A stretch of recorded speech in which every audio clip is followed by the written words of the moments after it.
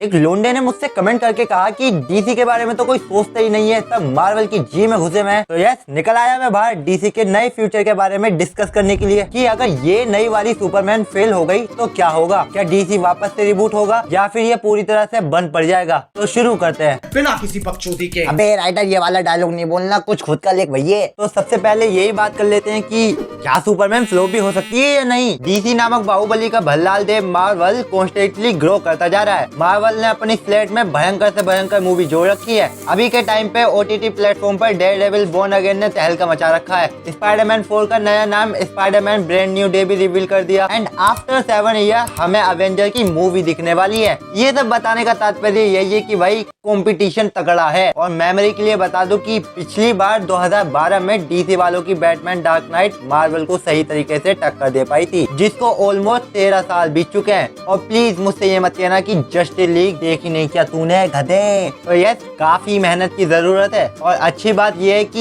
ये लोग मेहनत करते भी हैं, क्योंकि अनलाइक मार्वल डीसी अपने डायरेक्टर एंड फिल्म क्रू को अपने खुद के आर्टिस्टिक वे चुनने देता है। बेटा तुझे ये पसंद है तू कर। I mean, मार्वल में बस रूसो ब्रदर एंड क्लोई जाओ को छोड़कर उनकी बाकी सब मूवीज एक ही कैटेगरी में फिल हो जाती हैं, बट यहाँ पर डीसी बाजी मार जाता है। तुम कभी एक्सपेक्ट भी नहीं करोगे कि मार्वल PG-13 का घूंघट ओढ़कर हमें बैटमैन जैसा माल डिलीवर करेगा, बट डीसी ने वो करके दिखाया है। वो तो ऑस्कर में घपलेबाजी होती रहती है, वरना तो बैटमैन भी सिनेमेटोग्राफी की कैटेगरी में एक ऑस्कर तो जीत ही जाता। कहने का मतलब यही है कि मार्वल की जी में इतना दम नहीं है कि वो अपने फिल्म क्रू को आर्टिस्टिक फ्रीडम दे सके। मतलब मार्वल मीन्स पैसा तो हो सकता है, लेकिन इनकी मूवीज को ऐसे आर्ट हम शायद ही कभी देख पाएंगे। तो ओवरऑल डीसी की सुपरमैन का फेल होना बहुत मुश्किल है। सुपरमैन की टीजर की हाइप तो देखी होगी तुमने, 250 मिलियन से ज्यादा व्यू मिले थे। तो मान लेते हैं एक बार को सुपरमैन फेल भी हो गई, ऑडियंस का भरोसा नहीं जीत पाई, तो क्या होगा? पहला रिजल्ट ये बनता है कि डीसी वाले मिलिट्री रूल एस्टेब्लिश कर देंगे कि भाई अगर तुमसे नहीं हो रहा तो हम है ना, हम करके देते हो तुम्हें। डीसी वाले डीसी के प्रेजेंट करता धरता को बिना बताए अपनी ही राम कहानी शुरू कर देंगे। बैटमैन वर्सेस सुपरमैन के रिलीज के बाद भी डीसी वालों ने यही करना शुरू कर दिया था। इन्हें इतिहास को दोहराने में कितना ही टाइम लगेगा। और दूसरे आउटकम की बात करूँ तो भाई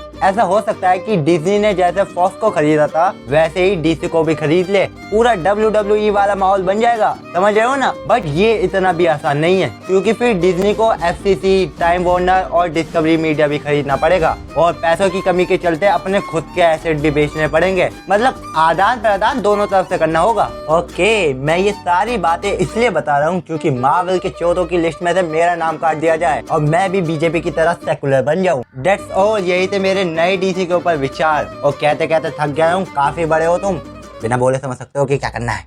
ओके।